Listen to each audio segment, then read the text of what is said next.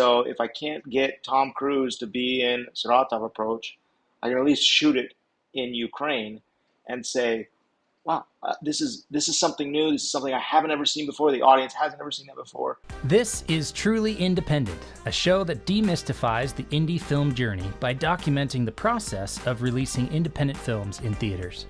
Each week, Garrett Batty and I, Darren Smith, will update you on our journey, bringing guests to share their insights into the process and answer your questions. Garrett, from the other side of the world, Hey, how are you? well, I'm doing good. You can tell I'm not in my comfy kind of poster lined office. Apologize to my editor for the ugly background. You Uh, know, the lighting works though. You at least nailed that part. Are you in a dorm room? Like where are you calling from? so I am calling from Abidjan, Ivory Coast, Côte d'Ivoire. Cote d'Ivoire, Ivory And Coast. no, it is far from a dorm room. It's a nice Very Airbnb cool. that we're at, and I've been down here for this is day 6 out of I think 39. So we'll be here. Well, I'll be in various different countries in Africa for the next about 5 weeks. Nice. Nice. Well, how about you? Where are you? I'm in the same place. I'm in my office at my Okay, good. house with my posters and my lights and feeling good. We are in summer break though, so I don't know who has a harder gig right now. You traveling Africa and Yeah. working ungodly hours, or me with two preteen and one teenage boy at home, constantly asking, "What are we going to do? What are we going to do? What are we going to do?" I say, "Figure it out. I'm working." Yep. So Boredom is a great tool for creativity, great inspiration for creativity. yes. Well, good. Well, good. Well, hopefully the summer break goes by for them, and it's filled with fun activities. Yeah, so far so good. We had a nice 15-mile bike ride along the. Remember that path we did when we were scouting for Angels in the Mine, Faith of Angels? We rode that Yeah, Vivian Park all the way to our house.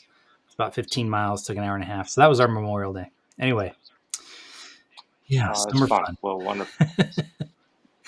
All right, man. Well, you're in Africa, and it sparked this thought of we should really probably have already talked to you about co-productions, because if we count, if I did some mathing on my own here, but you've done, if I'm correct, 8 movies, and I think 4 of them have been overseas, like outside of the United States, which means you've done a lot of co-productions. So we should talk about that today. What do you think? Yeah, yeah, that sounds great. And definitely in the spirit of truly independent, those being very independent films. I don't know if they were ever co-productions, except for the one that you and I did, The Carpenter. Mm-hmm. The rest are a little bit different structure, but maybe we can get into that, or yeah, whatever. I'm excited to talk about with you Yeah. what you want to talk about. Well, the topic has been present online, from what I can tell, over the last couple of weeks. We had our President Trump sent out a truth, I think is what they call it, that they were going to put 100% tariff on foreign produced films, and the entire industry went, "Huh? What are you talking about? What is a foreign produced film? Like, what does that look like?" Because every movie that's produced at the studio level, it seems, has some sort of co-production with, whether it's a visual effects firm or they're shooting it in London or South Africa or Australia or wherever.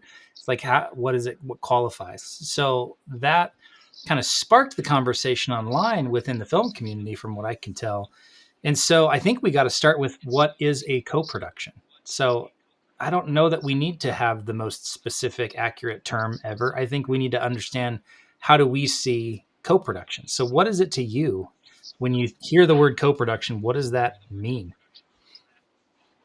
Well, I mean, I think it's either a financing partner um, or a production partner, but they're both like involved in the ownership of the film or some aspect of the film. So, for example, I did a movie a while ago called Freetown. It was actually shot in Ghana, but it is a co-production, or we had a production company in Ghana that was sort of our Ghana-based entity.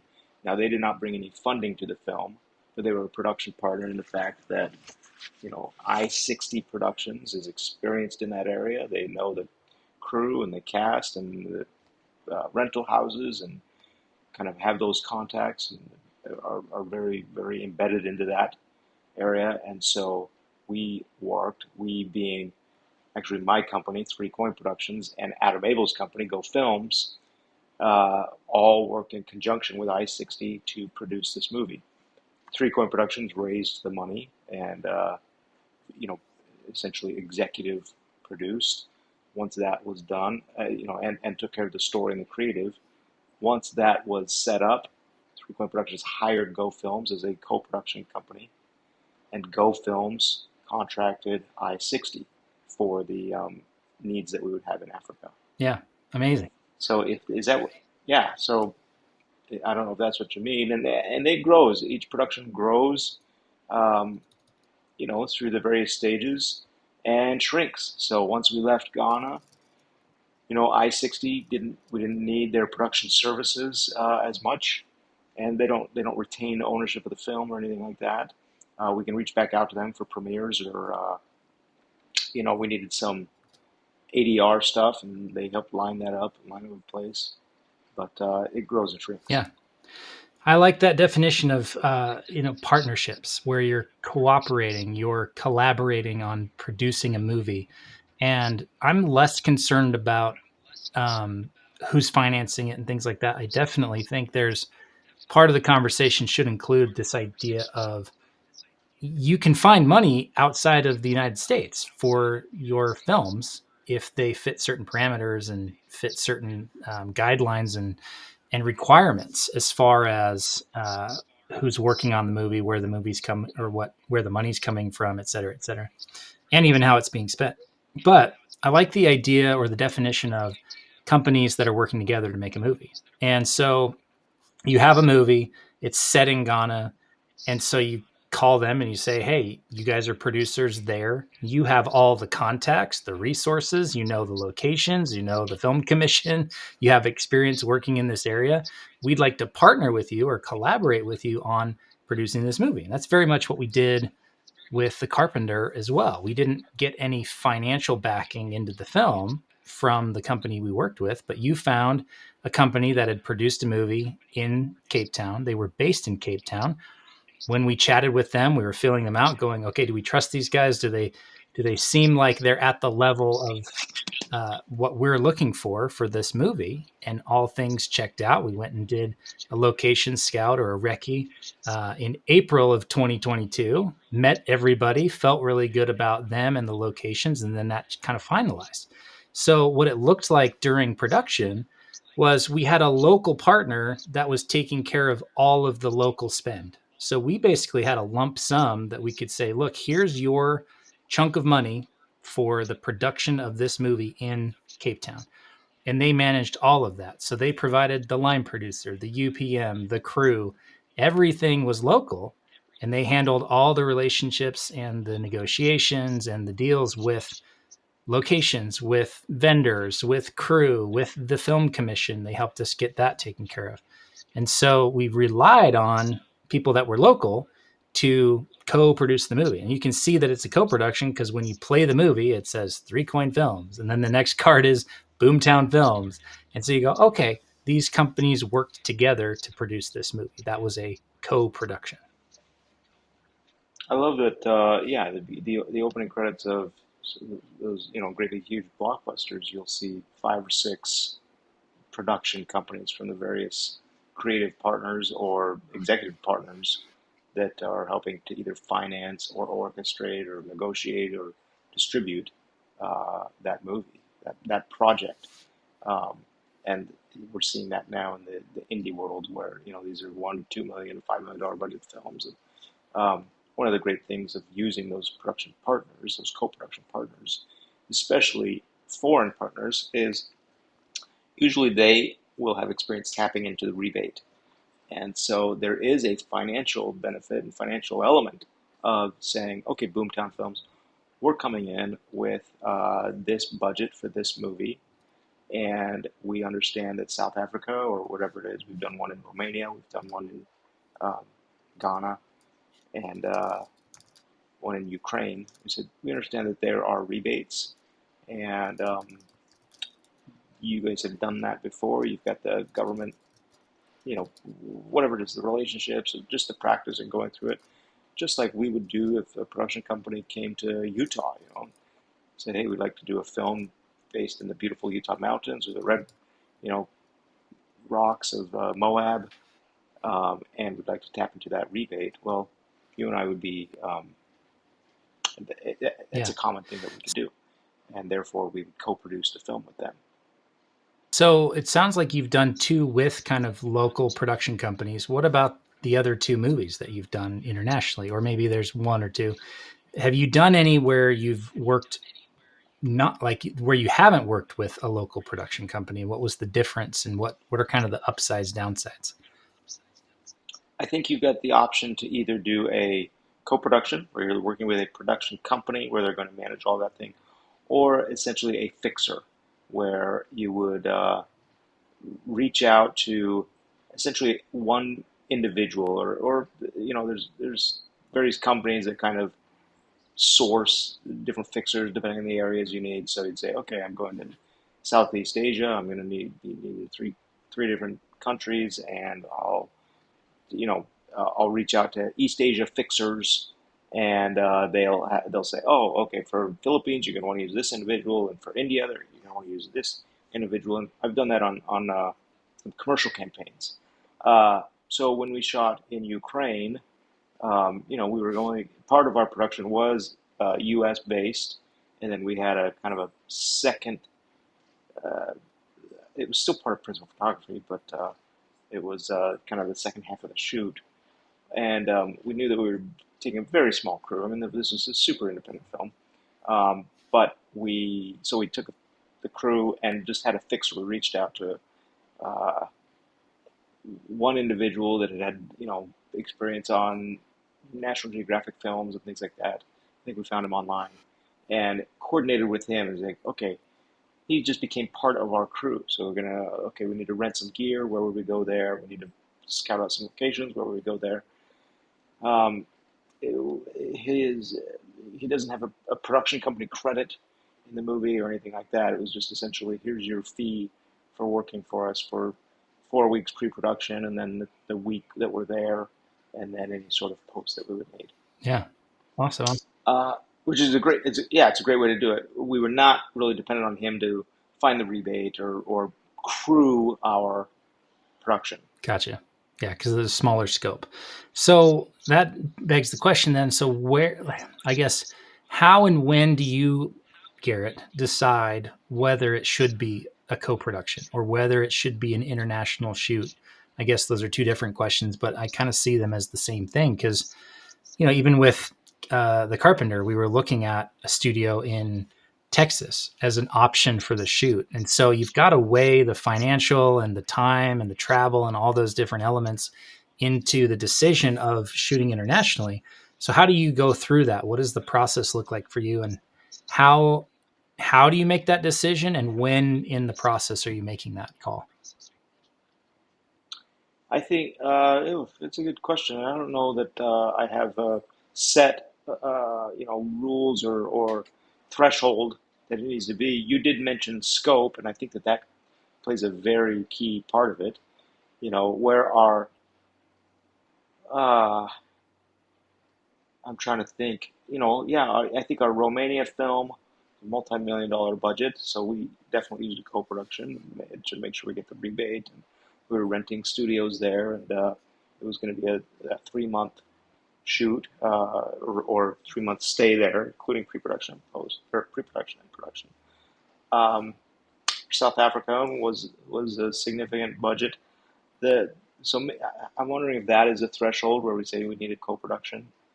Rebates were certainly part of that, so maybe that's something that goes into the co-production mode. Maybe you need a foreign production partner in order to qualify for the rebate. I think every project is different, um, but I guess we've done bigger budget commercials where we just use fixers, and smaller budget feature films where we needed that co-production company. Um, I don't know if I'm doing a good job of answering your question, I think but it's it's probably on a helpful. per case Yeah. basis based on the scale and the amount of labor that you're going to be outsourcing. Yeah. How's I that? think that's great. And I think it's certainly a financial and a crew decision. That's kind of how I've looked at it as well is, your initial reason for thinking about an international location is this where the movie takes place, right? If it takes place in where did you shoot Saratov Approach? Was that that was Ukraine? That was Ukraine. And Yeah, that's where the Ukraine. story happens. So you're going, well, let's make it look really great. Let's make it look really authentic. And it worked out financially for you to do so, even on a small budget. That makes sense. So I think the way I look at it, and I haven't had as much experience as you though, is, does it serve the story? What's the story we're trying to tell? Where does the story take place? If it's in a stage and you're building a set, well, it doesn't really matter where you film. Then it becomes really a crew and a tax rebate and a financial incentive type thing, right? We know that if we can spend American dollars in Canada, we get more bang for our buck, right? Because it's like 80% to the dollar, something like that. So you can do the math and you can start making decisions that way. But we knew with the Carpenter, there were like 3 places in the world that had a set that made that could look like, time of Christ Jerusalem. So we went to the one that looked the Yeah. best, and we made that happen. Um, so for you, And Darren, one thing that does come to mind, and then I'll get to your question, but it may also you may I mean consider just your initial thing being to reach out to that fixer. You know, put together those initial conversations. Say, hey, here's what we're doing. It's a 120-page script, and we're looking for 6 day, 6 week shoot and a 4 week prep or whatever it is, a 3 month prep. And your fixer may or may not have input on that. Say, okay, there's a production company that we'll need, or we don't have those resources here. I can help you find whatever it is. Um, but I think that they become a valuable partner on determining whether or not you're just going to use them or go to a bigger production company yeah, model. I would also suggest people look at the film commissions themselves. If you go to New Zealand Film Commission, I've had calls and emails with them because we were looking at a movie that was potentially going to shoot out there. And we were looking for a production company that fit our budget and had done our size movies and wasn't going to rake us over the coals because we didn't know anything. And the Film Commission is really tapped into their industry there. It's their job to do so. So it's a smart place to start as a producer to go, okay, we're looking at Romania or Ukraine or South Africa. Call the film commissions. Who are the good production companies that they like working with, that they do a lot of rebates with, that they are working at the same budget level? Because they'll know if they're applying for tax incentives, they know the budgets of the films they're working on. So we can say, look, we need a production company that can work in the 1 to 5 million range, not the 50 to 100 million range. They go, oh, talk to these guys.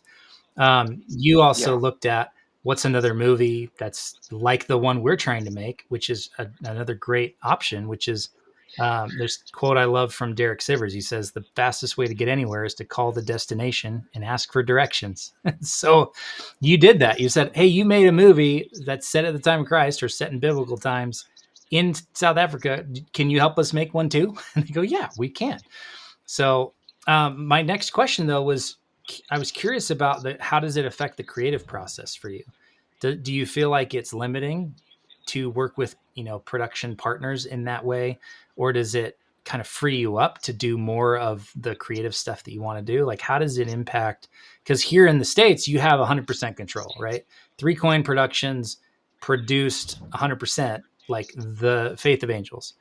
I came on as a producer from outside of the company, right? It wasn't a co-production between you and I. It was very much your film. You hired me to produce it with you. So you had 100% control of all those decisions. How does it change for good, for better or worse when you go and do a co-production? Because I think some people might be worried that they'd be giving up creative control or financial control or ownership. So how does it play out for you? In my experience, those times that I have done that, they've been very positive. They've been creative collaborations. I mean, ultimately, um, it probably does need to be contracted on who owns the final creative decisions. Um, but my goodness, going to South Africa and saying, okay, we're doing this Time of Christ fight movie. Where and you were with us on Hmm. this. Where can we find some props? We're going to need some props. And not only did the co-production partner, BoomTown Films, with Murray McDonald and Bruce McDonald and CJ, they all said, "Oh, well, let's go to these prop houses. We have good relationships with The them." prop father. But they That was the said, best, my "The favorite the place, the prop prop father." father. That was the moment that we knew that we were going to shoot there, right? Because we just looked in and it was just this Well, and amazing prop house that, they also yeah. had But they purchased all of the stuff from the movie Samson that they produced. So that's they yes, owned a bunch of that time period as far as props, as far as wardrobe. Like they had a bunch that they owned, which also was a big selling point. yes. So that is that second element. We say, okay, as far as co-production and creative input and collaboration, they already had some creative input via the previous props that they used. Now, there were certainly things that we rejected from their prop collection and their wardrobe collection that just maybe wouldn't have applied or wouldn't have played well in the film that we were creating. But to be able to have that, creative collaboration, get everybody on the same page, the other was very helpful. The other element of like creative collaborating and not surrendering, but definitely, I guess, collaborating is through the different crew members, right? So we say, okay, co-production company, this is our movie. Here's our lookbook. This is what we want to do, and can you help us find creative department heads who can execute this?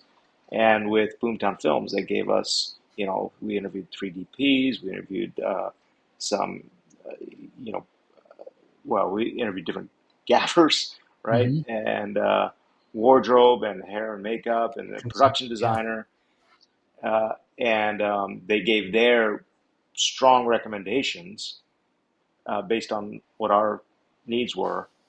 And I think we yeah, we certainly took those into consideration, but ultimately selected who we thought would be best for the film. Yeah. It was such a fun process too. That we combined all of that with our location scout, our recce. And so we were location scouting, then we were doing meetings with department heads at night. And it was so fun to just meet people and they go, wow, the talent here is crazy. So I guess not to wrap up and say those words I'm not supposed to say, wrapping up, but like I'm curious where you think the future's headed with co-productions. I'm curious if you realize that I think you're fairly unique in that you've done half your movies that way internationally. I think most people would be A, shocked to hear that number, and B, like try to figure out how did you do that even at small budgets, because I think a lot of filmmakers go, oh, if it's a low budget, like a sub 500K budget, that means we're shooting locally with people we know. We're calling in all the favors. It's one or two locations locally with stuff that we already have access to. Whereas you're like, no, we're going to film half our movie in Ukraine, or we're going to film the whole thing in Yeah, Ghana. It's a movie that has to be filmed in Africa, or else it will not look right. You can't film a movie set in Ghana in southern Utah, for example. And so, or in Utah in general, yeah, there's not enough black people here. So, right. um, one Well, caveat. it's not that we didn't try, not that we didn't Right, scout. right. Uh, no, well, I think yeah, it might be a unique um, thing, and it should be. I'm glad that it is. I think in the spirit of truly independent, say, look, we have very low budgets for these movies, and as an independent filmmaker, I have a very low budget. So what do I have, and where do I best want to spend that money? Well, we it's hard to find in my mind. It's very hard to find a star that is going to have enough audience to come to your movie that I can afford, right? So what can I afford? Who's the third character of your movie? It's your location, Mm, right? You got your antagonist, protagonist, antagonist, and then the location. nice. Like, what is this? That's why in rom-coms, my wife watches rom-coms and she just comments on the house that they use and the furniture and everything like that. Like, that is a draw. That's a significant draw. That's amazing. And so if I can't get Tom Cruise to be in Saratov Approach, I can at least shoot it in Ukraine and say, wow, this is something new. This is something I haven't ever seen before. The audience hasn't ever seen that before, and that's worth that. I think that's very enticing to say, yeah, I'll spend $10 to watch that. Yeah, I love it. Um, So the other which is part of that probably one of question, the reasons why Utah. Sorry to interrupt. you're Yeah, good. there might be lag. It might be one of the reasons why Utah it is such a draw because of the incredible scenics that they have, Mm-hmm. right? Or yeah, so it's a cheap way to get some significant production value. Yeah, I would say that we benefited heavily on, well, really both movies. Like the mine location that we had in Faith of Angels really was a character, and it was it's 3 out of 4 weeks of our shoot, I think, was at the mine. But then we definitely benefited from the locations that we got in Cape Town. Like that was the reason to film there. Besides the amazing crew, the amazing team that we worked with locally, the tax rebate, all of that played in, but the locations were what did it for me. That was the reason why I was like, oh, we have to film here because we can't get this look anywhere else. So I'm curious, as maybe the last question is, where do you think it's going in the future? Do you think that that filmmakers, producers especially, are going to need to or benefit from relying on co-productions more than they currently do? Is that a skill set we need to start building? Just like being able to post every day on LinkedIn or record podcasts is a skill that we need to master as filmmakers now.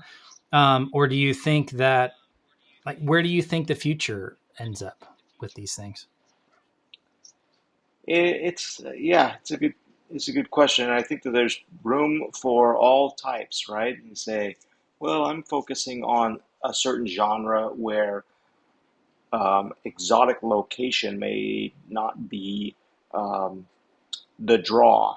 If I'm doing a horror movie, then I might just need to find a nice or spooky house or Mm-hmm. a wooded, uh, a wooded, I don't know, backwoods somewhere. Um, so maybe those aren't dependent on co-productions or foreign travel. And I don't know if you're asking the same. If you're saying, hey, foreign locations is the same as co-productions. Maybe that's a shrug, but yeah, I do think, and we've seen, right now Cannes is happening, and I've been out to Cannes a few times, the film festival and the film market there, and aside from the festival that's there, they have the March de Film or whatever it is, which is basically the film market, Mm-hmm. where everybody's selling their films, and then on the promenade or whatever, they have just tent after tent after tent after tent of 80 different countries. They're there proposing or offering or showcasing all of the locations and incentives and production services that they have. So you can go to literally right down the aisle, and you can go to each Caribbean island and talk to them about incentives, and then you go to the different countries in the Slavic countries, and then the Italy and Greece and all European countries. Um, and so yes, so there is very much an industry that wants to work with outside productions companies, and I think it's a great tool. And we've seen several Utah. In fact, we had Brian Bruff on this in our first Yeah. season, right, talking about the 40 films that he's made or whatever it is, and there's a number of them just in different countries as a co-production in order to take advantage of those tax rebates and incredible locations. Yeah. That's what, So it's a great tool to learn. yeah, that's the episode I was thinking back to because he, I think, said something along the lines of I find a cool location, then I write a story that fits it so I can shoot a movie there. It's like, well, Sure. yeah, I think that's right. And what I think where we're headed is, whether it's a studio or whether it's independence, let's focus on the independence because of the show is about. But I think they're going to become more sovereign. And the way that they do that is by having multiple sources of funding, multiple sources of production, multiple sources of rebates, multiple sources of post, so that if your president changes the laws around tariffs, you are not affected, right? You can say, oh, I've got enough partners here locally in the States to be able to produce it 100% and not be tariffed, and it's not going to affect my budget. Great. So you can do that. And I think that's where most filmmakers are right now. Indie filmmakers, they're going, I can shoot in my hometown or in my home state and get the local tax incentive, get a rebate, get some discounts on locations or off on vendors because I have relationships there, and that's a great way to do it.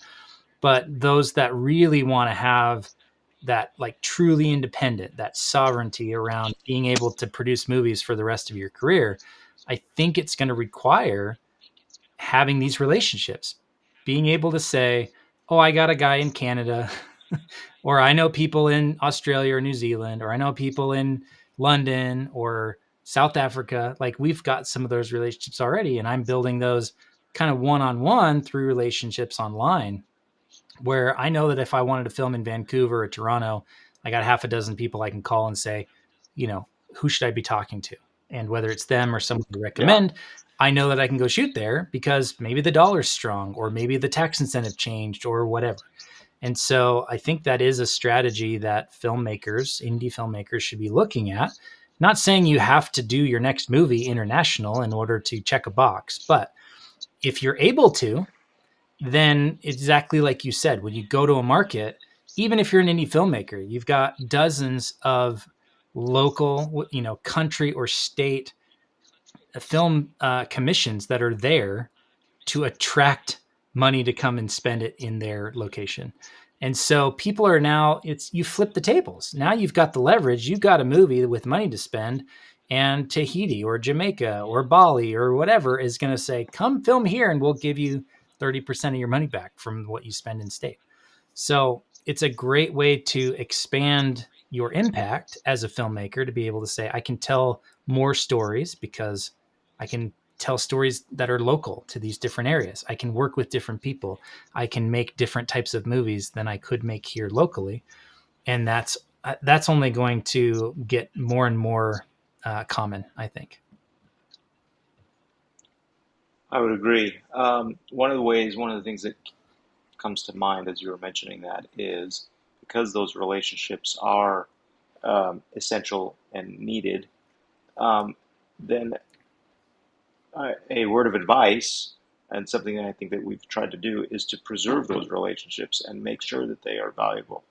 I would include, making sure that we're not, you as an independent filmmaker in any situation aren't taking advantage of your crew or, you know, I think culturally you go in and you learn the culture, you learn how do they typically work, and the great I love going to a foreign country and meeting with foreign crews where I don't even speak the language, and yet we all kind of speak that communicate through film, and you can get on set and everybody just knows the routine and the communication of film, even though we can't really talk to each Mm-hmm. other.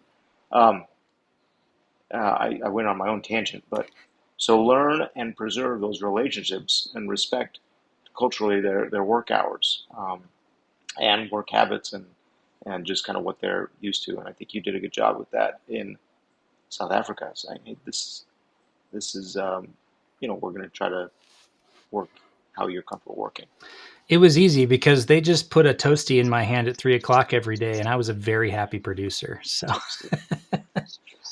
And maybe that comment is coming from my current situation, where maybe. that is not the case, and our hours are a little bit heinous right now. But Mm, you know that's the gig. yep, that's the gig.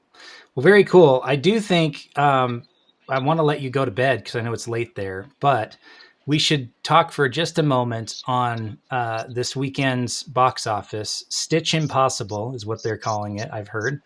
I Are they saw really? I saw both movies over the weekend. We saw on Thursday. We went with our boys to see Lilo and Stitch, and it was fine. They liked it. My wife loved it. I was just like, why do we need this? But it made a lot of money, It just killed. It made a a ton ton of of money money at the for box Memorial office. Weekend. And then Mission Yeah, Impossible, The Final Reckoning. I want to just spend our last few minutes talking about Tom Cruise. Everybody's calling him the last great movie star. But I want to really focus on, have you seen all the marketing that Tom Cruise himself has done over these last few weeks leading up to the opening weekend for Mission Impossible Final Reckoning? it, it's pretty amazing. It's pretty inescapable, and a lot of behind the scenes kind of selfie type stuff, and yeah, lots of PR opportunities Yeah. for him. One thing I was just blown away by is the spread of partnerships that he was able to forge. Like he was on is it Phil McAfee? He's like a ESPN sports show, and he had Tom Cruise on for like a 35-minute interview, and it was amazing. And he just loves movies. You can tell Tom Cruise loves movies.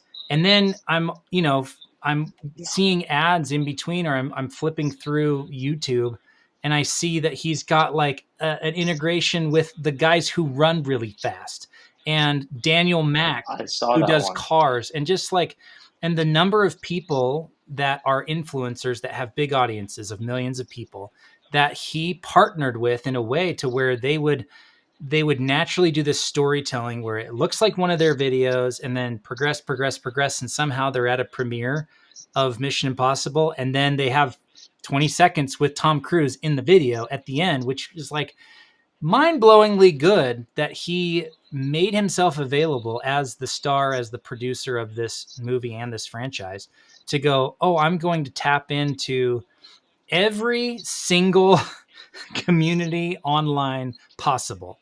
And I'm sure there's hundreds of others that I Yeah, didn't even see because I'm not in those communities or accessible to those communities, right? But I was just blown away at the level that he personally was doing. It rivaled, if not one upped, what Ryan Reynolds does for his movies. I was really impressed by it. mm. And all of that needs to be planned so far in Yeah. advance, right? This is months and months and months uh, and beyond, saying how are we going to take this movie to an audience, and we're going to find people who already have that audience and work with them.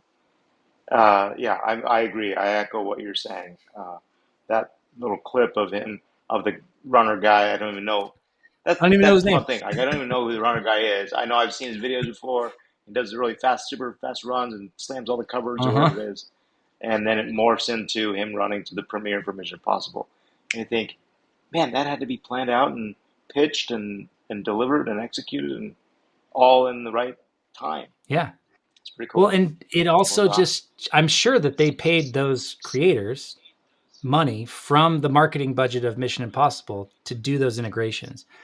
Maybe some of them were like, "Oh, I would do it for free," but you don't. They know the value that they have with their platforms. They know they're going to get 1 million, 5 million, Yeah, 10 million views on a piece of content, and that's part of the marketing strategy. Is those brand integrations, like we talked about with Jonas a few months ago. So just the idea yeah, of marketing should be part of the discussion from the get go, and like anything's possible. If Tom Cruise, who's a boomer in his 60s, or maybe a really old Gen X, I don't know. I think he's like young yeah, boomer. Was born in 66, maybe he's Gen X. But really old Gen X can like speak to Gen Z because of whatever marketing team he's assembled for these movies to be able to tap into that was really impressive and just showed the power of that. And yeah, they took number 2 spot, and it's the biggest opening of a Mission Impossible films of all the 8 or 9 yeah, films that they've done. So congrats. I applaud it. The movie was amazing. I saw it in IMAX and I want to go see it again. Like, just, I love movies, and it, when you feel the yeah, love of the creators, whether it's Tom Cruise, I spoke about this I think with Ryan Coogler when he was talking about the IMAX film for Sinners. I was just like, I want to go see the movie because this person loves movies and we speak the same language, and I want to go. and support what they're doing. Yeah. So, Well, I did check my email, and we did not get an invite. Being the influencers that we are with the audience that we have. So I don't know if it just got lost. It probably checked my spam box. yeah. But He probably on that spelled note, Darren with 2 R's or Garrett with 1 T, and yeah, just they always do yeah. that. That's a good idea. On that note, share this podcast, share it, and spread the word so that next year, Mission Possible 10, the resurrection of Tom Cruise, we will